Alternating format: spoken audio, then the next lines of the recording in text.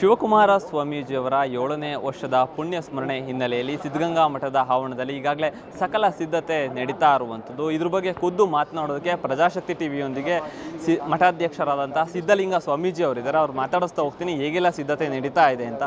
ಬುದ್ಧಿ, ಸಿದ್ಧತೆ ಹೇಗೆ ನಡೀತಾ ಇದೆ ಅಂತ? ಸಿದ್ಧತೆ ನೀವೇ ನೋಡ್ತಾ ಇದ್ದೀರಿ, ವಿಡಿಯೋ ಮಾಡ್ತಾ ಇದ್ದೀರಿ, ಎಲ್ಲ ನೋಡ್ತಾ ಇದ್ದೀರಿ. ನೀವು ಹೇಳಂಗಿಲ್ಲ, ನೀವೇ ನೋಡಿ ತಿಳ್ಕೊಳ್ಳೋದು ಅಷ್ಟೇ.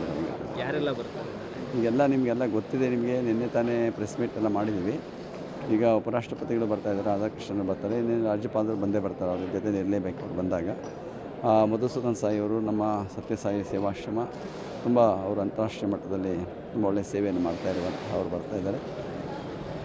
ಜೊತೆಗೆ ಕೇಂದ್ರ ಸಚಿವರಾದ ಸೋಮಣ್ಣವರು ಇರ್ತಾರೆ, ನಮ್ಮ ಗೃಹ ಸಚಿವರಾದ ಪರಮೇಶ್ವರ್ ಇರ್ತಾರೆ, ಇನ್ನಿಬ್ಬರು ಸಂಸದರಾಗಿರುವಂಥ ಗೋವಿಂದ ಕಾರಜೋಳ ಮತ್ತು ಡಾಕ್ಟರ್ ಮಂಜುನಾಥ್ ಬರ್ತಾರೆ. ಜೊತೆಗೆ ಜಯಚಂದ್ರ ಅವರು ಬರ್ತಾಯಿದ್ದಾರೆ. ಅವರು ದೆಹಲಿಯ ಪ್ರತಿನಿಧಿಯ ಕೆಲಸ ಮಾಡ್ತಾ ಇರುವಂಥವರು.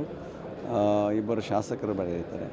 ಏಕೆಂದರೆ ಇಷ್ಟೇ ಜನ ಇರಬೇಕು ಅಂತ ಅವ್ರು ನಿಬಂಧನೆ ಮಾಡಿರ್ತಾರೆ. ತುಂಬ ರಿಸ್ಟ್ರಿಕ್ಷನ್ ಇರ್ತದೆ ಅವ್ರದ್ದೆಲ್ಲ.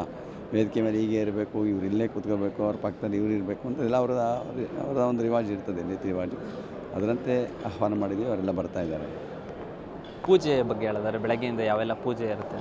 ಮತ್ತು ಯಥಾ ಪ್ರಕಾರ ಬೆಳಗಿನ ಜಾವ ಗದ್ದಿಗೆಗೆ ವಿಶೇಷ ಪೂಜಾ ಅಲಂಕಾರ, ಪೂಜೆಗಳಿರ್ತದೆ, ಮಂಗಳಾರತಿ ಎಲ್ಲ ಇರ್ತದೆ. ಅದಾದ ನಂತರ 7:30ಗೆ ಒಂದು ಉತ್ಸವ ಮಾಡ್ತೀವಿ. ಆ ಉತ್ಸವ 1 ಗಂಟೆ ಉತ್ಸವ, 1-1.5 ಗಂಟೆ ಉತ್ಸವ ಮಾಡಿ ಆಮೇಲೆ ಅತಿಥಿಗಳ ಸ್ವಾಗತಕ್ಕೆ ಸಿದ್ಧವಾಗಿರ್ತೀವಿ.